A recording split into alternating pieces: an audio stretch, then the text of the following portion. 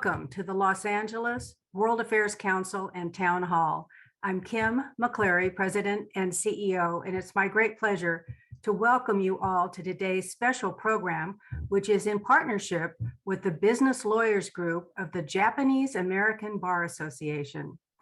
For those of you who would like to ask questions on today's program, there's a Q&A button at the bottom of your screen. Just type in your questions, and Rachel Kenderdine, our community manager, will be managing your questions during the Q&A portion of today's program, which will start in about 35 to 40 minutes.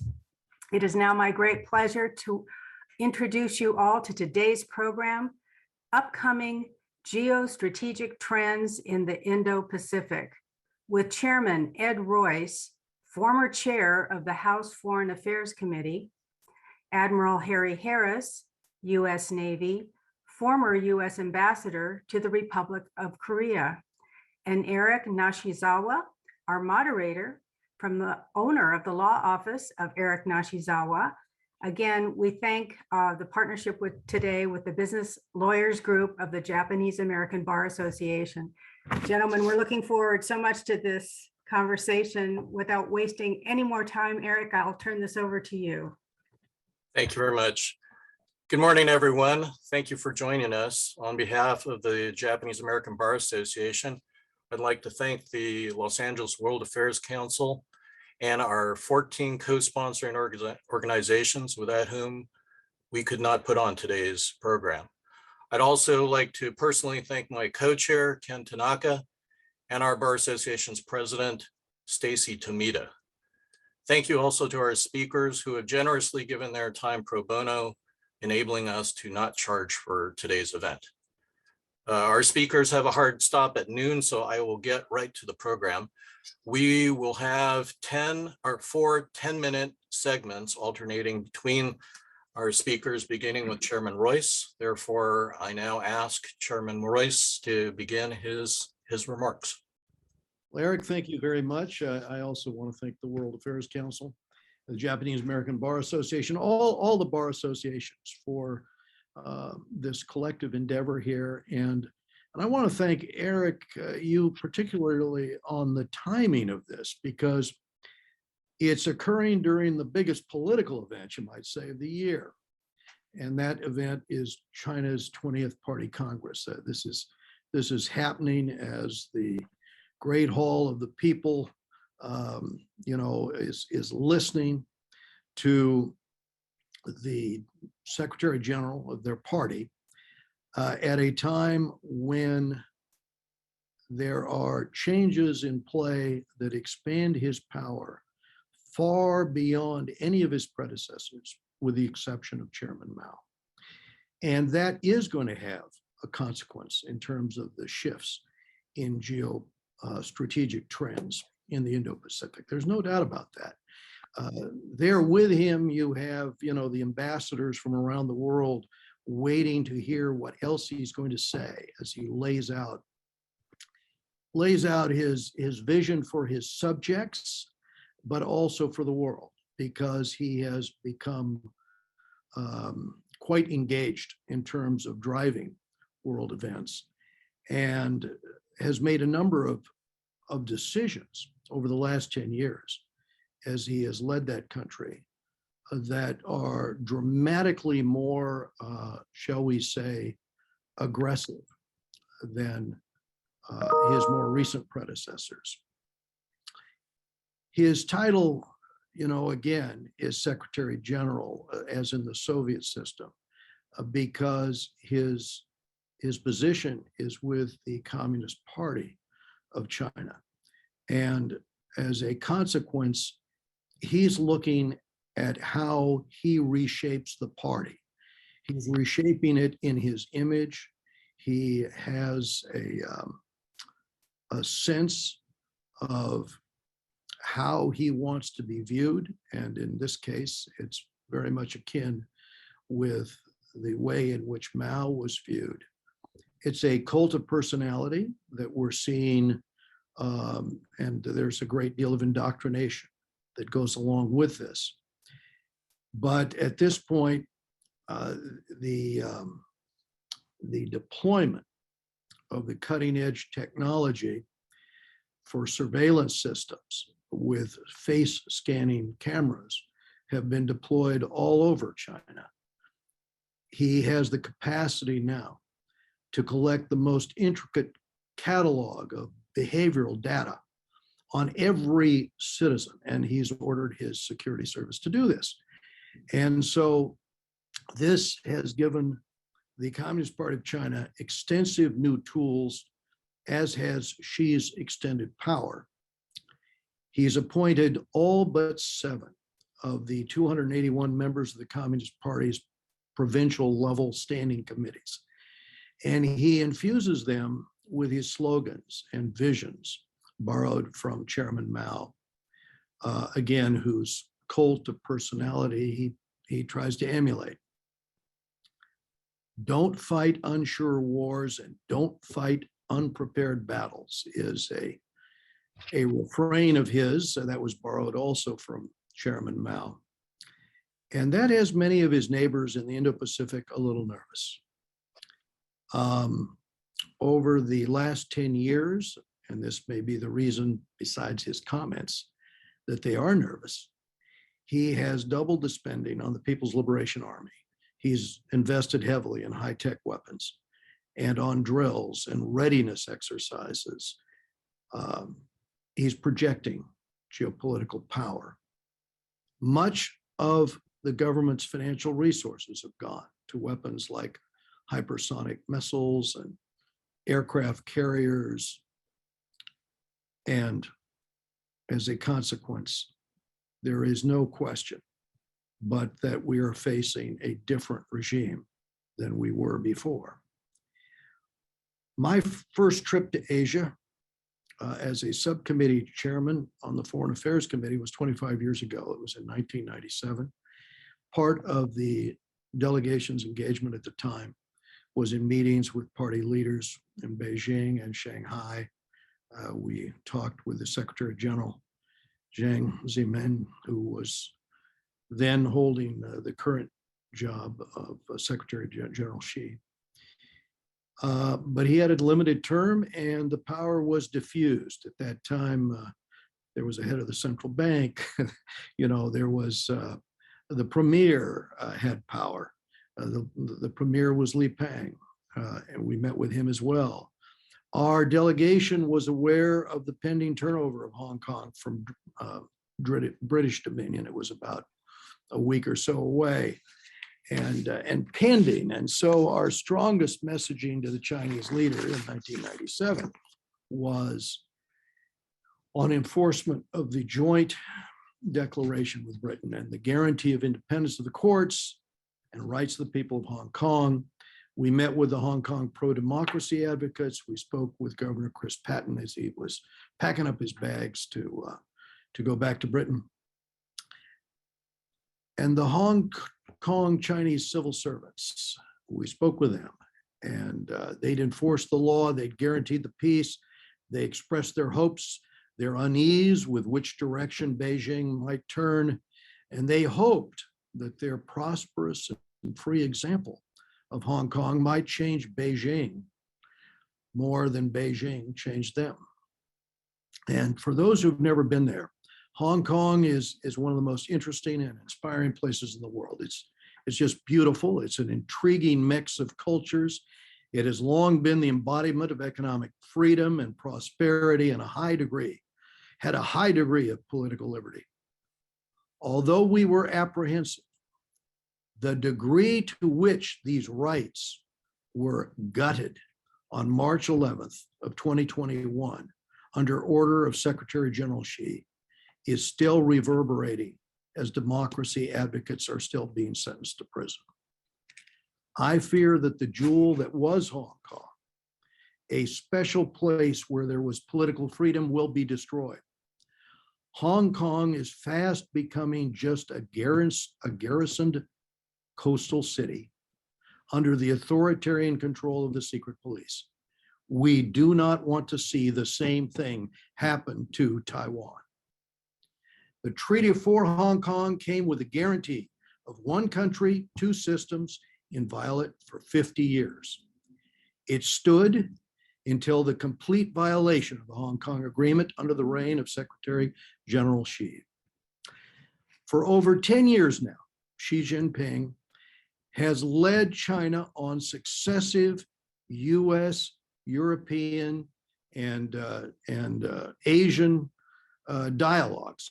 And each of those administrations have pushed him to take tangible steps to moderate or be more pragmatic, be more peaceful in his approach. During that time, this is what has happened.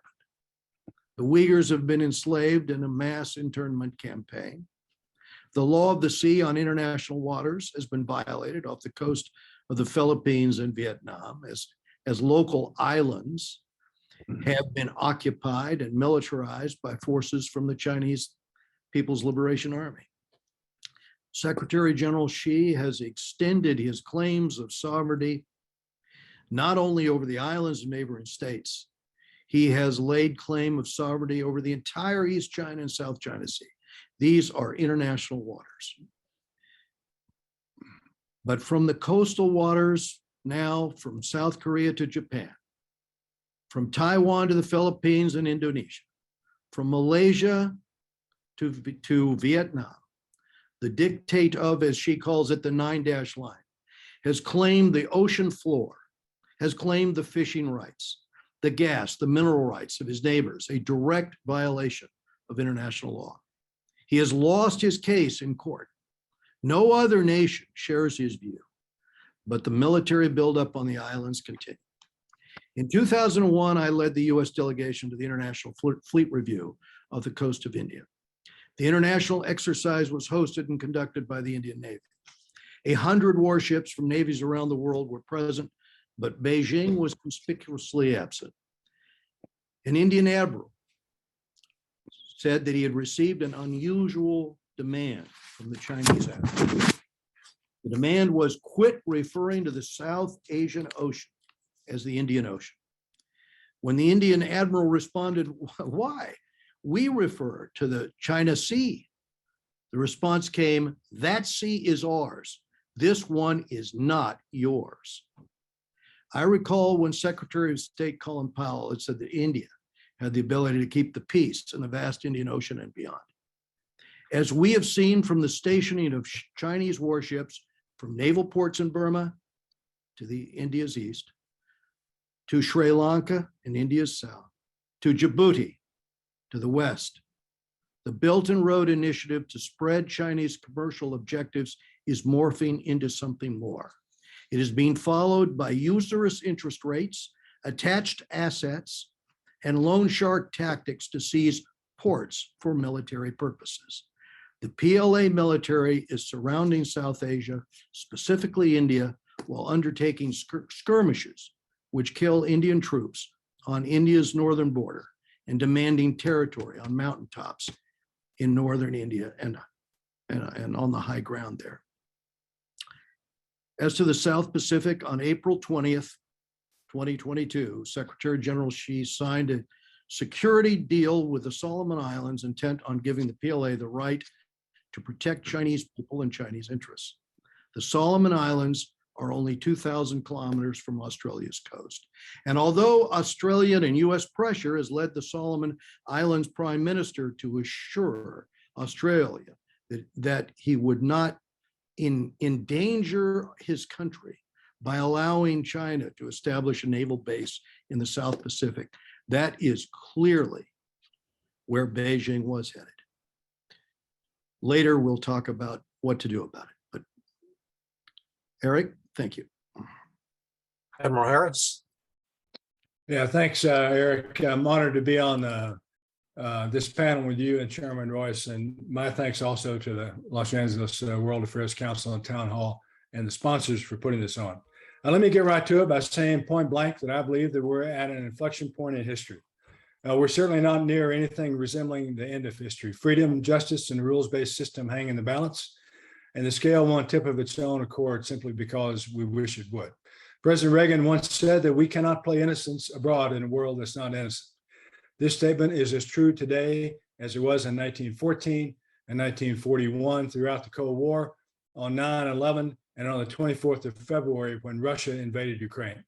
The world remains a dangerous place. The unipolar moment following the Cold War is over. We find ourselves again in peer competition with adversaries, and I'm not afraid to say adversaries, who are developing and deploying cutting-edge weaponry, including hypersonics.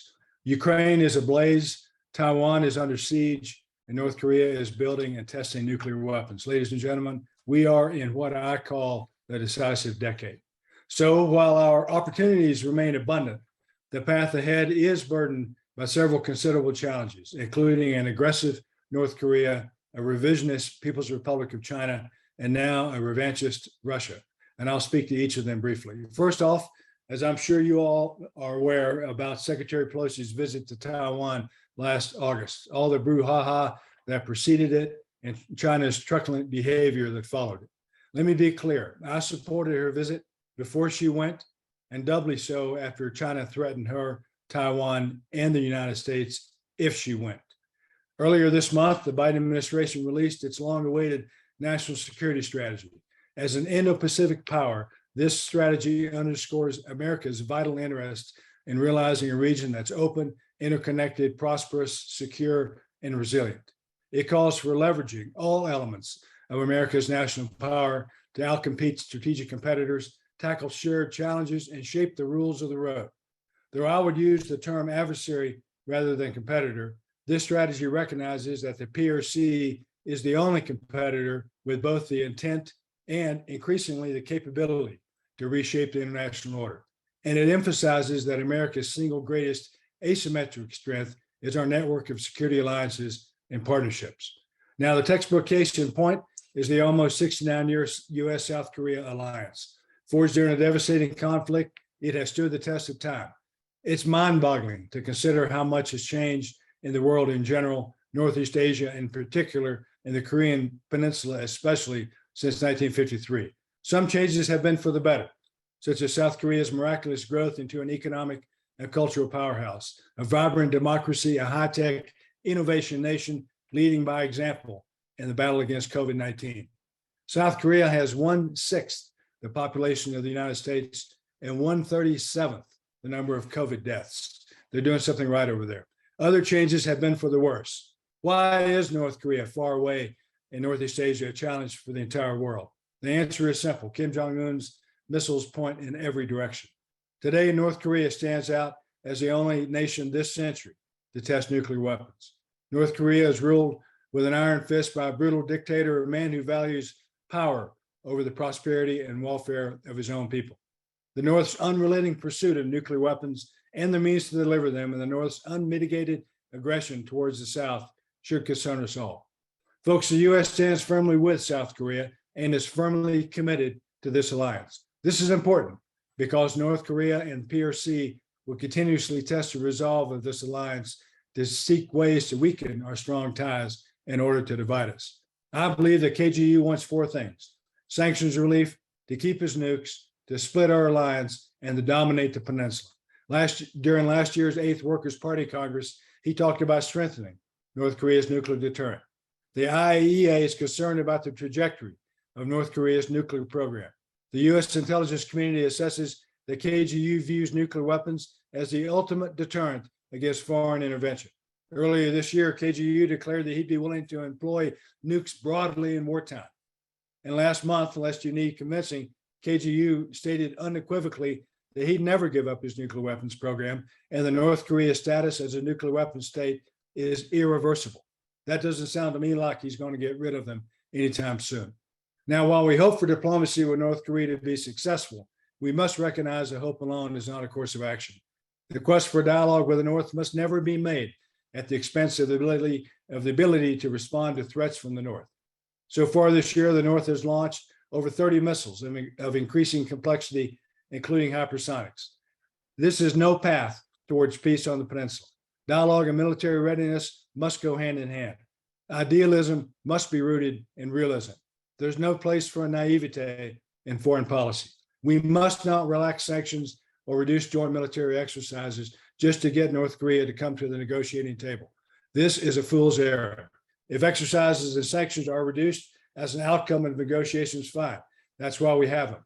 but don't give them away beforehand. Deterrence by appeasement is not deterrence at all. Now to the elephant in the room, the PRC. I was often asked when I served in Seoul whether South Korea was being forced to choose between its only security ally and its number one trading partner. This is a false narrative designed to sow doubt about the history and the strength of the U.S.-South Korea alliance.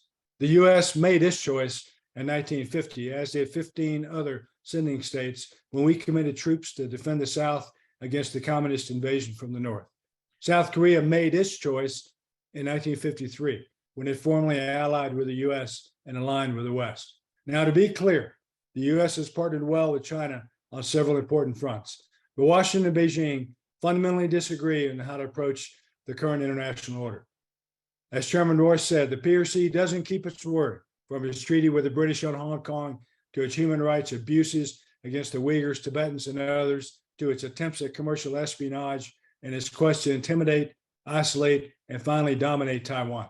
As I testified before the U.S. Senate when I was in uniform, I believe Beijing seeks hegemony not only in East Asia, but Greater Asia and beyond. The PRC wants to set the rules for the region, indeed the world, which is why it's essential that free nations exercise vigilance. The U.S. has made it clear that we reject foreign policy based on leverage and dominance and seek instead relationships based on respect, equal footing, and fair exchange. The U.S. won't weaponize debt, striving instead to build environments that foster productive market economies. We encourage every country to work in its own interest to protect its own sovereignty. And we must work in our own enlightened self-interest to develop our own reliable sources of critical materials, including rare earths, pharmaceuticals, and chemicals essential for weaponeering independent of the PRC. Today, the PRC enjoys range and mass overwatch in certain weapons areas. Folks, we find ourselves sailing into rocks and shoals, to use a nautical analogy, and we must invest and innovate to right the errant course that we're on. I note that the Biden administration's fundamental understanding of the PRC is consistent with its predecessor. Consider that Secretary of State Blinken testified that the previous administration's tougher approach is right, that what's happening in Xinjiang is genocide, and that democracy is being trampled in Hong Kong. Secretary of Defense Austin testified that he's focused on the pacing threat posed by the PRC, and he promised strong support for Taiwan. Just last week at the ongoing 20th Party Congress in Beijing, Xi Jinping was crystal clear when he said that China reserved the option of taking all measures necessary when it came to unification with Taiwan. Look, Taiwan is democratic, an idea factory, an imagination nation, and a global force for good. I've called for ending the 50-year U.S. policy of strategic ambiguity in favor of strategic clarity. The administration's Indo-Pacific strategy specifically supports an environment in which Taiwan's future is determined peacefully by the Taiwanese. My successor at Indo-Pacific Command testified before Congress last year that the PRC could invade Taiwan in 6 years. That's 2027. We ignore Admiral Davidson's warning at our peril. Folks, I'll stop here and return the virtual podium to Chairman Royce. Thank you, Admiral Harris. I appreciate that. So we now have released the national strategy by the Biden administration. And on China, the analysis is that China is the only country with both the intent to reshape the international order and increasingly the economic, diplomatic, military, and technological power to do so. And I think that the bottom line is not only do I agree with that, I think that most Republicans and Democrats on the Hill now agree to this analysis in terms of them having the power to advance that objective. Military power stems from economic power. And we have got to wake up as China doubles down on its economic nationalism, blocking global rules, stealing technology as it has for years, subsidizing economic winners. It's going to be a very painful time as we struggle through decoupling. But China is forcing us into it. Ideally, China would have evolved into a responsible partner, but it has not.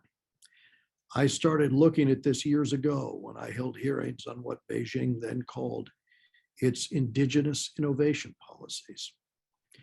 Today, the US will counter with even tougher export controls on sensitive technology, as the Biden administration recently introduced.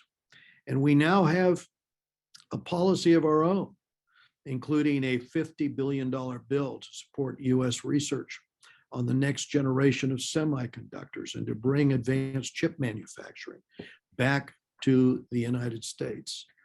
As Senator Chuck Schumer, the Democratic leader, has moved this legislation through the process and into law with the help of his Republican co-authors. We also see Mike McCall as chairman of the China Commission preparing legislation in order to address these issues next year. We have a lot to do to make our economy more competitive, including, frankly, an energy policy that has to make sense here. We have to have nuclear. You now have the capabilities with small modular reactors to have nuclear power that cannot melt down, that can't be used for proliferation purposes. There's no rational reason for not balancing out our power. And frankly, gas has got to be a transitional fuel. You cannot take gas offline or, prevent further development of gas in the United States at a time when Russia is engaged in an invasion, of Ukraine, and at a time when, frankly, we have a crisis on the world stage. While the military is at the tip of the spear on this, we're going to have a comprehensive strategy, not just of the United States. We need strong allies in the Pacific as part of that strategy. And that means we have to work together more closely, and we have to share with them vision. The United States has to be able to listen, but also to lead. This means also avoiding trade wars that damage relations. South Korea is upset that the Inflation Reduction Act is subsidizing US domestic production of car batteries, harming South Korea industry. We foolishly withdrew from the Trans-Pacific Partnership. There are a series of steps here that the US have taken. In the case of withdrawing from the Trans-Pacific Partnership, we actually ended up, in a situation where the United States and all of our allies would have set high standards protecting intellectual property. Now, the worry is, with the United States not in the agreement, will China try to get into that agreement and take that wheel? The United States has to lead, has to be engaged around this planet. And so this administration's opposition, I would say, to free trade is going to be a bit of a challenge, as the last administration's opposition was to the Trans-Pacific Partnership. We've got to have a bipartisan understanding here in terms of what's needed, because this is going to be a time with constant stress on our Asian allies if we don't balance this out. A balance must be struck, and it starts, as I said, with consultation. We don't do that well. We allowed the South Koreans to be caught off guard by a bill that was modified in a way that attacks their industrial well-being. I would say that Admiral Harris is the expert here on warfare, and I'm sure the Navy and all the branches are looking at how Ukraine is beating Russia and learning something about asymmetrical warfare. Smaller nations such as Ukraine can outmaneuver larger aggressors through smart investments in self-defense technologies and anti-aircraft weapons, in other anti-access denial capabilities. We should be helping Taiwan build defenses like Ukraine has. I carried legislation to transfer several guided missile cruisers to Taipei, to Taiwan, and other types of equipment as well. But right now, we need to really move forward in real time to put up credible defenses across that island. The American people are not educated, frankly, about the threat of China. We need to do more to, share information as you're doing today. This is not something that people focus on as our policy makers or our military do. And so it's no secret that the United States has been stressed, including by failed foreign military interventions, but we want to have serious deterrence.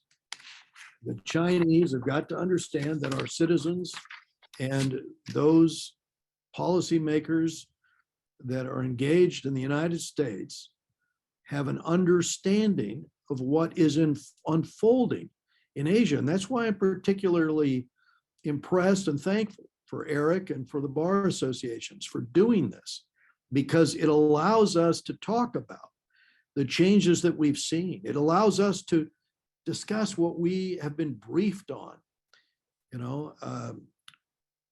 Chinese aggression is driven by many things. A part of it, I think, is Chinese nationalism, but in part, it's ideologically driven. And because the ideology is the key to the regime's survival. I think that's a big aspect of what we're seeing. I think that, this isn't Sun Yat-sen's vision of where China was going to go. This is Lenin's vision of where China should go. This is a Leninist system that's being deployed now with all the power transferred to the party and indeed to the head of the party. This is what people really need, I think, to understand. And they need to understand it because it is a threat. Tension is not going to abate because the communist regime there in China needs an external enemy to justify its repression at home. Beijing has been vilifying the US at home for years. You don't just turn that off. It was only a little over 20 years ago that Chinese protesters carried a Statue of Liberty through the streets. The regime doesn't stop thinking about the US as an enduring symbol. It is a symbol of democracy. It's a symbol of free thinking. It's a symbol of free speech. These are the things that a totalitarian power, or at least those at the head in control of a totalitarian system, become fixated on, as they and they alone, through their fatal conceit, take away the power of their people. The way a nation treats its own people sometimes tells you how they're going to treat their neighbors. Unfortunately, the Secretary General is already broadcasting how he intends to continue to treat his neighbors. As a consequence, those of us who understand have a responsibility now to talk to our families, our friends. Let's get prudent, responsible actions in place. Let's reach out to our allies, and let's strengthen that international order of alliances among democratic states. Let's try to protect and assist our friends in Africa and in Latin America, because the disinformation that is coming in from Beijing, in which they're trying to push overthrowing democratic systems and replacing them with dictatorship, is the wrong way for any nation to go. Thank you again very much. Admiral? Yeah, thanks. Let me just begin by saying that I agree fully with Chairman Royce about TPP. Free trade made America strong, and the opposite will make us weak. Now, let me spend a few minutes on Russia and Ukraine, as I agreed to with Eric beforehand. And then I'll bring it back to talk about the implications for Taiwan. First, let me acknowledge the human tragedy that's being perpetuated by Russia. As Gary Kasparov recently said, Russia is committing war crimes on an industrial scale in Ukraine. So why does Ukraine matter? Well, consider that Ukraine is a democracy and the second largest country in Europe after Russia. Consider that Ukraine sent forces to Afghanistan in support of NATO, even though it's not in NATO. Consider that Ukraine sent forces to Iraq, where they fought and died for coalition objectives. And consider that the US, before the pandemic, conducted almost $4 billion in two-way trade in goods and services with Ukraine. And remember, in 1994, Kyiv voluntarily gave up its nuclear weapons after the Cold War at the behest of the West. So why did Russia invade Ukraine at all? Well, in 2 words, Vladimir Putin. Maya Angelou once said that when someone shows you who they are, believe them the first time. Folks, time and time again, Putin has shown us who he is, and shame on us if we fail to believe it. In my opinion, he seeks to rebuild the Soviet Union, not under communism, but to its old borders. Us geopolitical geeks have a term for that, it's revanchism. So now Kazakhstan, Tajikistan, Georgia, Azerbaijan, Armenia, Moldova, of course, Ukraine, and others are at risk. The Baltics too, but they're part of NATO now, so that's a different nut for Putin to crack. And why now? In my opinion, opportunism. Putin saw the West as weak, distracted by the pandemic. He saw America's divisions play out in Washington, and he watched her end game in Afghanistan. But he miscalculated, and stunningly so. He underestimated Ukraine's resolve. He might not believe that Ukraine is independent, but the Ukrainians sure do, and they're willing to fight and die for their country. He underestimated the former comedian and everyman who became the president of Ukraine. Vladimir Zelensky has risen to his office in truly Churchillian fashion.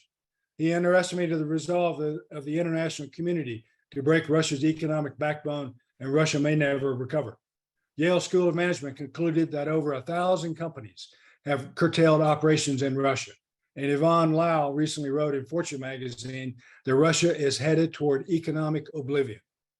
Putin underestimated NATO's resolve, especially Germany's, and he underestimated America's resolve to come together to support Ukraine with our bipartisan political determination. On the other hand, Putin overestimated his own strategy, a fantasy of his own making, that Russia could blitzkrieg Ukraine in 15 days. It's now been almost 8 months. He overestimated the strength of the Russian army. What we're seeing play out on the battlefield are poorly trained troops led by some very bad generals, and I'll just note there's nothing admirals like better than criticizing generals, without adequate enabling logistics and no understanding of combined arms. It was German General Heinz Guderian, the architect of Blitzkrieg, who famously said that logistics is the ball and chain of armored warfare. And it appears to me that the Russian army can't distinguish combined arms from a rock and roll band. Numbers are uncertain at best, but I've seen reporting that in almost 8 months of hard fighting, Russia has lost as many as 80,000 troops, hundreds, if not thousands, of tanks and armored fighting vehicles, at least 55 aircraft, and according to the New York Times, as many as 12 general officers. The success of the ongoing Ukrainian counteroffensive and Russia's call-up of new troops demonstrate the inherent rot in the Russian military. As exiled Russian oligarch Mikhail Khodorkovsky recently said, young men are fleeing Russia not because another country invaded them, but because Russia invaded another country. And if Putin had gone to Cal State Fullerton, he'd know strategy lesson number 1. Don't lose your flagship. This isn't Hungary 1956 or Czechoslovakia 1968. This is Finland 1939. Russia's action strengthened and unified, not weakened and divided NATO, the EU, and the UN, as well as brought together a divided Washington. As the Icelandic foreign minister said earlier this year, thank God we're a part of NATO. And now Finland and Sweden have applied to join NATO, the exact opposite of what Putin believed would happen. In other words, he failed spectacularly, notwithstanding a certain inevitability simply because of the mass of the Russian military. As Stalin apocryphally said, and I say apocryphally because Stalin didn't really say it, quantity has a quality all its own. Again, Finland, this time 1940. But don't be like Putin and underestimate the resolve of the Ukrainians. George Shultz once said that he who walks in the middle of the road gets hit from both sides. I'm proud that the U.S. has chosen sides on Ukraine. So far, the U.S. has provided billions in aid to Ukraine, including key military hardware such as Stinger anti-air and Javelin anti-tank missiles, Switchblade drones, howitzers, HIMARS, and helicopters. Even so, there's more juice in that orange to squeeze. As Secretary Austin said, that we must move at the speed of war to help Ukraine, even as our own industrial base finds itself hard-pressed to backfill what we've already given to Kyiv. The chairman of the Joint Chiefs said earlier this month that we, the U.S. and our allies, we must build out Ukraine's integrated air and missile defenses. How right he is. Finally, we must continue to expose Putin's war crimes to global audiences, including audiences in Russia. None of this is easy, but if we don't act with urgency, we'll find the outcomes more dire and the options more dangerous. Of course, Russia gets a vote. And if Putin votes with tactical nukes, chem bioweapons, attacks against NATO countries, cyber attacks on America's critical infrastructure, then all bets are off. Even Putin isn't this crazy, I hope. So this brings me to the issue of Ukraine and the implications for Taiwan. Hard to say where Beijing will land, but Xi Jinping is no fool. He craves stability in an international order so that he can shape that order to his favor. Russia's invasion throws a giant monkey wrench into Xi's plans. The very things that he seeks to weaken, the West, the US, the UN, our alliances with Japan, South Korea, and Australia are coming together with Ukraine as a catalyst. While supportive of Russia, the PRC is far from all in on Russia. You can be assured, however, that Xi Jinping is watching Ukraine closely and learning. He's learning that control of the internet is vital. And I believe he's wondering. He's wondering if his army is as bad as Russia's appears to be, if his generals are as inept as Russia's appear to be, if his navy is as vulnerable as a Black Sea fleet appears to be, and if he can first replicate for himself, then overcome the amazing American logistics machine. As most of you know, for years, I've sharply criticized the PRC for its lack of adherence to international rules and norms, even those rule sets that it has signed on to. Well, in 2013, Xi Jinping himself and then Ukrainian President Yanukovych inked a bilateral treaty whereby the PRC pledged to provide Ukraine with a nuclear security guarantee whenever Ukraine faced an invasion involving nuclear weapons or even the threat of nuclear weapons. Must have been an invisible ink, I guess. Folks, let me just talk briefly about the what to do part of this. I, for one, am glad that U.S. Ambassador to Moscow, John Sullivan, stayed a post there, bridging the Trump and Biden administrations. He left post earlier last month, and my condolences to him on the passing of his wife. We must keep diplomatic lines of communications open with Moscow now more than ever. But I do hope for a speedy nomination and confirmation process for whoever Ambassador Sullivan's relief is, whoever she or he is. But I must tell you, I'm not optimistic. The U.S. ambassador to Ukraine was gapped for 3 years, finally filled only last May. Australia had to wait 18 months for Carolyn Kennedy to get to Canberra, and it took 18 months to get an ambassador to Seoul after I left. Philip Goldberg is a fabulous diplomat. South Korea traded up for sure, but they should not have had to wait 18 months for their own treaty ally to send an ambassador to Seoul. In the Quad, we don't yet have an ambassador confirmed for India. Anyone wonder why India hasn't been tougher on Russia? And it took us almost 5 years. You heard that right, 5 years to finally get an ambassador to Singapore.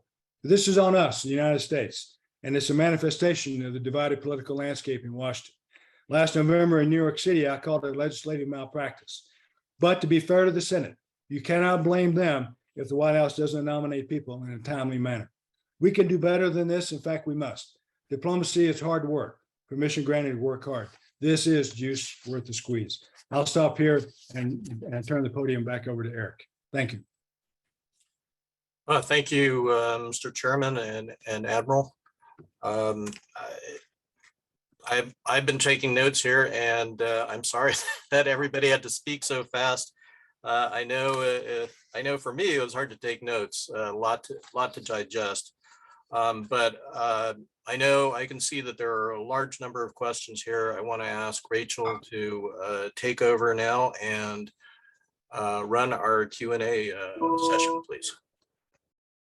Yes, thank you all so much. I want to reiterate what Eric said. That was just so much valuable information. And we've had some really fantastic questions come in from our audience today. So I will try to get to as many as possible.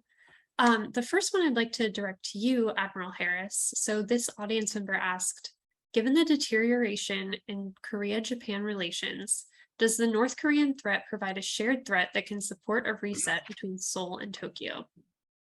Yeah, that's a great question, and I worked the issue of Japan South Korea relations hard when I was there in Seoul, and before that when I was in Hawaii as the PACOM commander.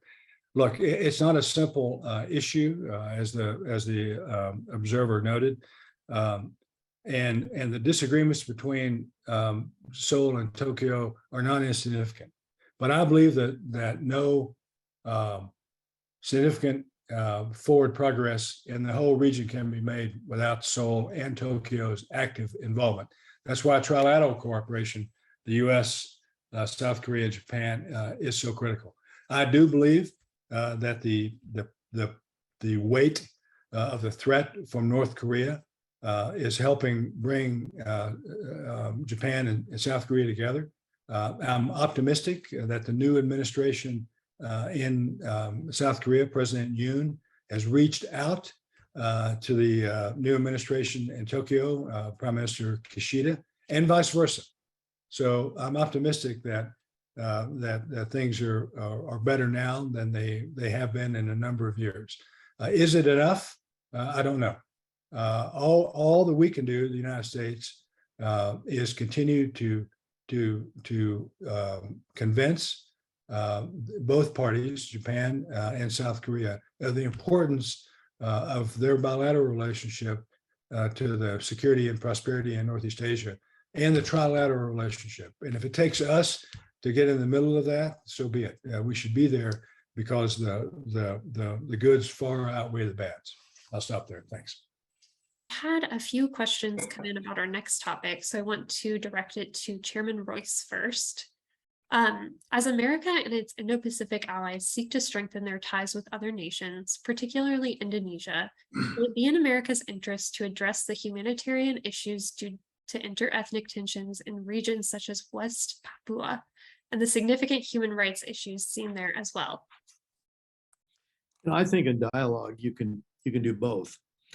Clearly, and I had conversations with the president of Indonesia when he was here in Washington over the possibilities of the Trans-Pacific Partnership. Indonesia was very, very interested in trying to protect itself in terms of the advantages of trade, but also a system which would not be predatory, but instead would be open, transparent, and most important, I think, to our trading partners, in which there'd be enforcement. There's a world of difference between a system with no rules and trade versus trade with high standards. And so I do think that part of our engagement in Indonesia can be on the economic front. I'm very close to the former ambassador, and we still work on a number of these different issues. And like with any friendships, there are always issues to discuss, and there are always ways to diplomatically try to bring about better conduct. And we can do that while we're working to create better collective defense for the region.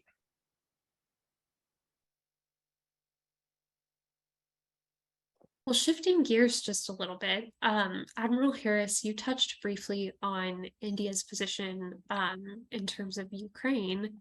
So we had an audience member who asked, in view of India's reliance upon Russia for weapons, etc., do you consider India to be a reliable partner with the other members of the Quad? Yeah, I do think that India is a reliable partner. I think that we could do more with regard to India. One, as I mentioned in my comments, we could get an ambassador out there. That matters.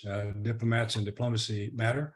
And not having an ambassador in India, a Senate confirmed ambassador to India, matters, and it's seen every day as a weakness. And people have to wonder just how strong the American commitment is to their countries if we don't put ambassadors in these places. These places of importance.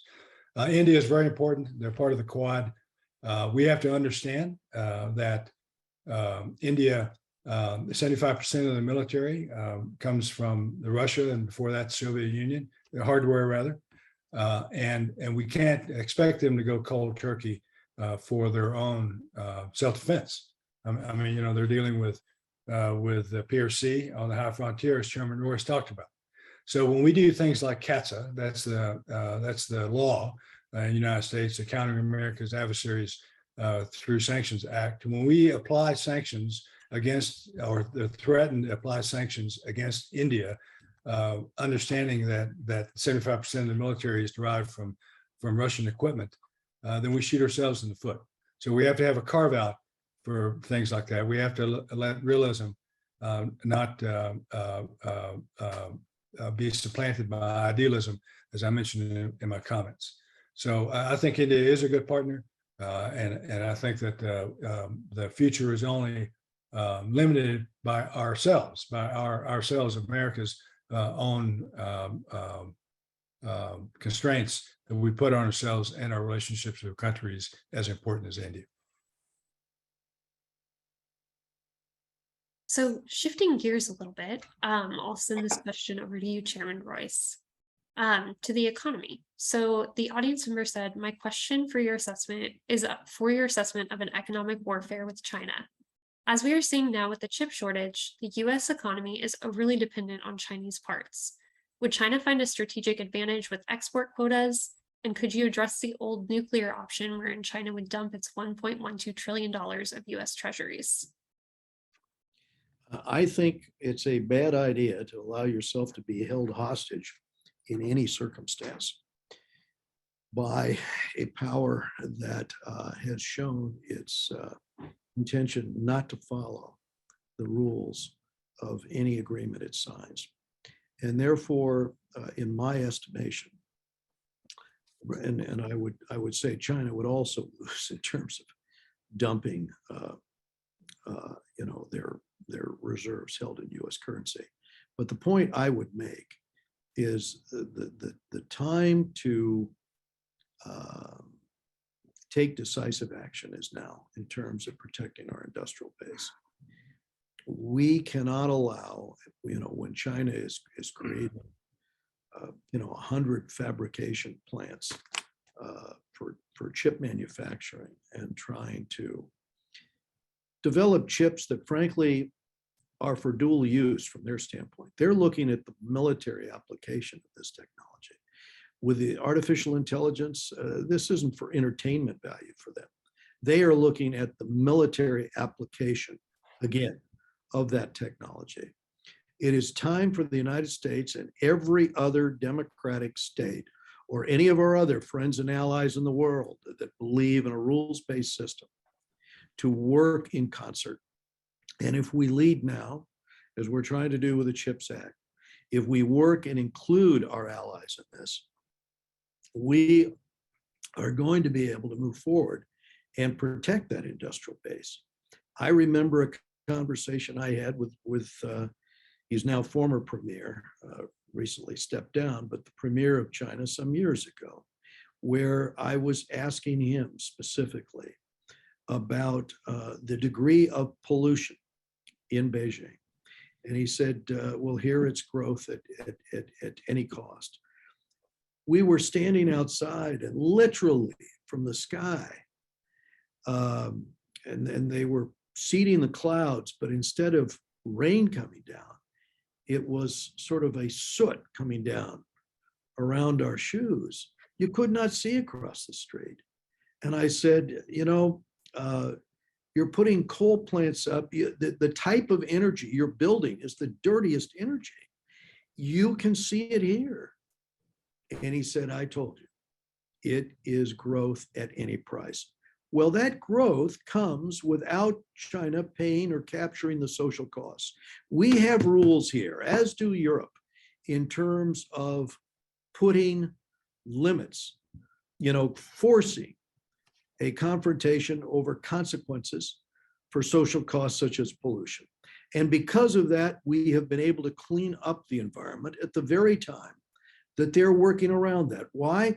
They're trying to attract investment from the United States into China because they don't pay the social costs, nor do they pay the labor costs because they don't allow unions, et cetera. They do not allow competition. The government steps in and sets the wage rates. It is time to say enough. It is time to say, let's act decisively now in concert with the rest of the world. It will long-term be in the benefit of the people of China, who otherwise are going to be locked into an ever more totalitarian system that is funded by foreign direct investment from Europe and the United States. I say, protect the industrial base now while we can, and set the rules of the road in concert with our friends and neighbors. Thank you so much for that, Chairman Royce. And those are actually all the questions that we have time for today. So I want to thank the audience again for all of your fantastic questions, even the ones that we didn't get to. There are some really wonderful ones there. And Eric, I'll turn it back over to you. Thanks, Rachel. Thank you, Rachel. Thank you also to our audience. Thank you for submitting those really great questions. They're really specific and call for real substance. Thank you, Mr. Chairman. Thank you, Admiral Harris. I know you're both extremely busy. I know you took a lot of time to prepare your remarks today. So thank you very much for doing this for all of us who are participating in this program. And I think now I'm turning it over to Kim, and thank you again to Los Angeles World Affairs Council. Kim. Thank you, Eric. Chairman Royce, Admiral Harris, this was profound, informative, and we have about 45 additional questions that were in line waiting to talk to you today. So we definitely would love to have you come back at some point. This is an ongoing discussion. Thank you so much. And thanks, Eric, for moderating today.